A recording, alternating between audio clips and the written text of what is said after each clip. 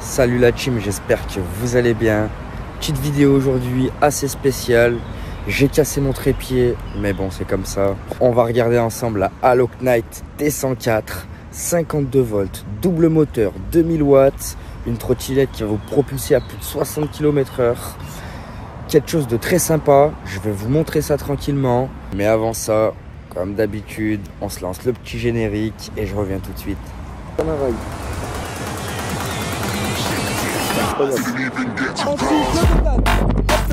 Présenté dans chacun de mes tests.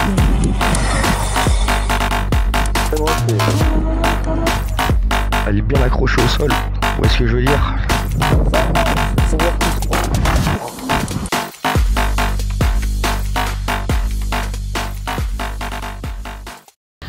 Comme je disais juste avant, on est sur une trottinette qui développe pas moins de 52 volts avec une autonomie de 21 ampères, un moteur de 1000 watts chacun, des contrôleurs en 28 ampères x2 de décharge instantanée. Croyez-moi, on est sur un petit bolide, une trottinette qui patine au démarrage. En effet, on se retrouve avec une trotte qui a un châssis OEM est égal à un châssis qui n'est pas développé par la marque mais par une entreprise en Chine. Beaucoup de marques reprennent ce châssis. Ça n'empêche pas que ça reste des bonnes trottinettes, mais on comprend tout de suite qu'il n'y a pas d'ingénieurs qui sont passés par là. On fait simplement avec les erreurs, on les répare, on fait quelque chose de mieux et finalement ils arrivent à sortir quelque chose de plutôt potable. Tout a été super bien pensé sur cette trottinette. Elle a des freins à disque, des pneus off-road, des grosses suspensions à l'avant et une suspension à l'arrière. C'est simple, elle gravira tous les obstacles. Tous, sans exception. On a des connectiques étanches. Ça, c'est un gros point à souligner. On peut connecter ou déconnecter les périphériques sans avoir à se soucier de la pluie, sans avoir peur que ça prenne l'eau. C'est très efficace, j'ai testé, ça fonctionne. Grosse partie de la mise à jour sur cette trottinette, on a une nouvelle suspension, un nouveau phare. Bien sûr, ils ont revu la batterie qui avait des problèmes sur la version numéro 1. On est là sur la version numéro 2, bien sûr. Elle a un guidon qui n'est plus pliable. Ça améliore grandement la stabilité de la trotte. Par contre, pour les transports, tout ça, c'est plus compliqué à transporter. Sur le guidon, qu'est-ce qu'on retrouve? On a notre commodo pour allumer et éteindre les phares, classique. On a le bouton pour les clignotants, quelque chose qui est bien sympa d'ailleurs au passage. On a le bouton pour klaxonner, je vous l'accorde, c'est pas foufou, mais bon, pour une trottinette, on s'attend pas à mieux. On a aussi le contacteur à clé avec l'affichage du voltage. Ça, c'est quelque chose qu'on appréciera beaucoup. Ceux qui connaissent bien le tableau de charge de sa batterie de 100% à 0%, on parlera surtout 200 à 20% en vrai. Mais ceux qui connaissent ce tableau de charge seront contents d'avoir ce petit affichage ici, tout simplement pour avoir une estimation plus précise de la capacité restante de sa batterie. On a d'origine une potence courte, comme je vous disais, avec un guidon qui n'est pas pliable, mais c'est très efficace. Ça lui rajoute une petite dose d'agressivité, j'aime beaucoup. Ensuite, du côté droit, on a ce display. Il a été mis à jour aussi, je ne saurais vous dire pourquoi, mais il est là, il est fonctionnel. Peut-être une question d'étanchéité. En tout cas, c'est très réactif, très fluide. On n'a pas de latence à l'accélérateur. En tout cas, tout est indiqué. Le niveau de charge, la vitesse, le kilométrage total, le kilométrage parcouru en instantané, classique et efficace. Et on se retrouve avec ces vieux boutons dégueulasses. Ça, par contre, je suis pas d'accord. Le bouton Eco Turbo et le bouton Single Dual. Franchement, ça c'est une grosse déception. On voyait ça sur les Dualtron Thunder en 2018. Les choses ont bien évolué depuis. Mais bon, ça doit pas coûter cher. Ils doivent pas avoir de retour sur ces boutons. Donc ils continuent comme ça. Mais franchement, quelle erreur de leur part. Tant qu'on est dans les problèmes et les choses négatives, on va parler du système pour monter la potence. Ça prend du jeu avec le temps, c'est vraiment pas fou. D'ailleurs, à la réception, je vous conseillerais de mettre un peu de colle à vis à l'intérieur de ces deux vis. Comme vous voyez juste là, les deux BTR, parce qu'elles prennent du jeu avec le temps, ça se dévisse. c'est vraiment pas top. Alors au premier serrage, une goutte de Loctite et vous serez tranquille. Pour le système de pliage, il est simple, classique, comme beaucoup de trottinettes qui ont ce châssis d'ailleurs. On tire la languette qui est juste là, on appuie comme ça. Et une fois qu'on a levé la poignée et baissé cette tige là, on pourra ramener la potence, la trottinette sera pliée et donc transportable. On a ce grip signé à Locknight qui est bien sympa mais pas facile à nettoyer. On préfère les decks en caoutchouc mais ça reste sympa et joli. Des petites rondelles fournies d'origine avec la trotte, hein. C'est monté comme ça, j'ai rien rajouté. C'est sympa, ça donne un petit style et on dit pas non. Côté feu arrière, là aussi on est assez léger, je vous l'avoue. On a le frein stop en haut et la lumière du feu arrière classique en bas. Ça apporte pas grand chose, hein. Je vous avoue que ça manque de visibilité, mais elles sont là. Les autres utilisateurs nous voient la nuit, donc c'est pas à négliger. Après pour ce prix, on n'aura pas du haut de gamme, ça c'est sûr. Pour les pneus, on est sur du 10 pouces, moteur 1000 watts comme je vous disais, en 52 volts. Ça fait le taf. Les pneus off-road font énormément de bruit par contre. Ouh là là, dépasser les 40 km/h, c'est un vacarme. Mais c'est vrai que pour tout ce type de terrain, les pneus off-road ils sont parfaits. Les suspensions réagissent bien, l'ensemble est top. Question légalité, là aussi on est pas mal.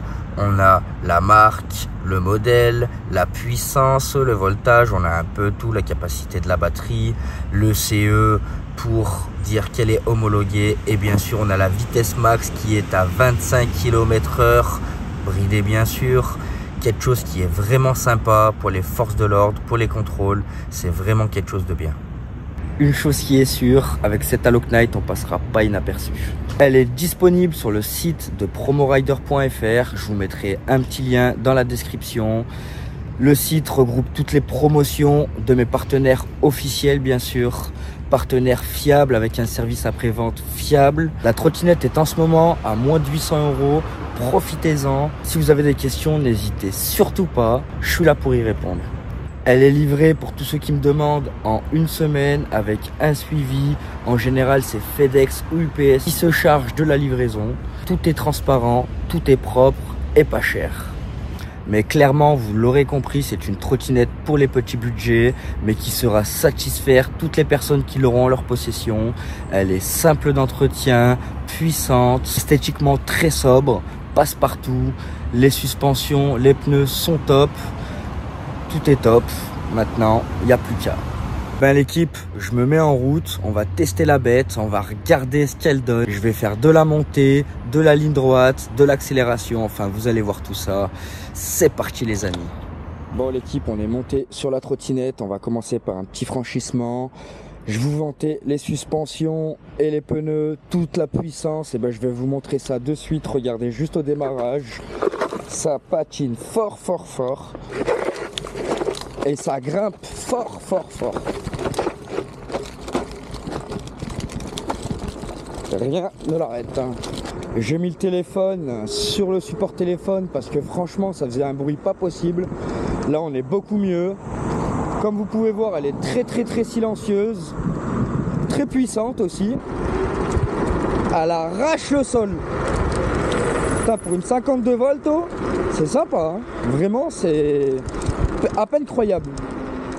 Vous verrez, je vais tester la Joyer S10 et vous allez comprendre que même elle en 60 volts, elle n'a pas la puissance de la Locknight quoi. Enfin l'accélération je dirais surtout. C'est impressionnant. Les contrôleurs Yonely en 28 ampères ils font grave le boulot. C'est incroyable. On n'a pas parlé des freins. Freins mécaniques comme d'habitude, c'est pas une affaire les gars. Mais bon, couplé au frein électrique, ça va, ça le fait, à peu près, vous voyez, ça freine quoi. C'est pas ce qu'il y a de plus efficace, mais ça freine. D'ailleurs, je peux vous montrer ça rapidement. Elle t'arrête tout de suite, il n'y a pas de problème pour ça. Pour ceux qui me suivent et qui regardent toutes mes vidéos, vous avez dû voir, le décor a changé, c'est bien sympa. Je vous laisse deviner où je suis, où j'habite à présent. J'ai fait ce choix-là de partir, on va se développer, c'est bien mieux. Comme vous voyez, les trottoirs, tout, elle absorbe tout, il n'y a pas de problème pour ça. Je suis en ville, je suis sur une piste cyclable, comme vous voyez, J'essaye vraiment de respecter les limitations de vitesse. Maintenant, si vous voyez que vous allez faire de la vitesse, et même en règle générale, je vous demanderai quand même de mettre un casque et des gants. C'est quand même une machine qui va à plus de 60 km/h. On peut se faire très très mal avec. Le bruit des pneus, comme je vous disais.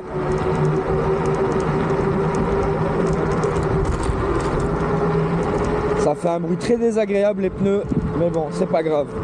On est sur une autonomie qui est à peu près de 60 km maximum. Bien sûr, on peut diviser ça par 2, même par 3.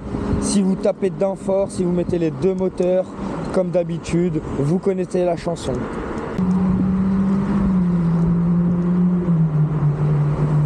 Ah, mais des Ferrari normales. Vous parlez de ce guidon bien large, mais qui est pas pliant. Ça fait le taf. Ça la rend très très stable. Une direction bien ferme. À 60 km/h, croyez-moi, on n'a pas besoin d'amortisseur de direction. C'est très très efficace. On attaque la montée. Je vais vous montrer ça. Très efficace encore une fois. Bon, double moteur, hein, 25 km/h, ils seront faciles à respecter. Dans n'importe quelle situation, montée, descente, plat, il n'y a pas de problème pour ça.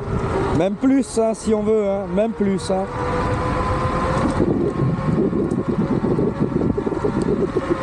Là, je suis en montée. On vient déjà de se faire un beau 52 km/h. Je vous laisse imaginer sur le plat, bien lancé. Je dis 60, mais je suis sûr qu'on peut faire plus.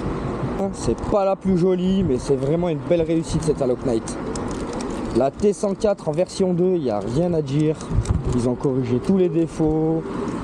Elle est stable, elle est belle, elle est puissante.